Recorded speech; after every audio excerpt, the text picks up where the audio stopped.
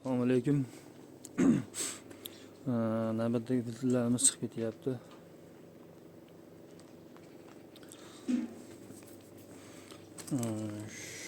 Bir ikkita akamiz aytadi, klapan to'lib qolyapti axlatga deb.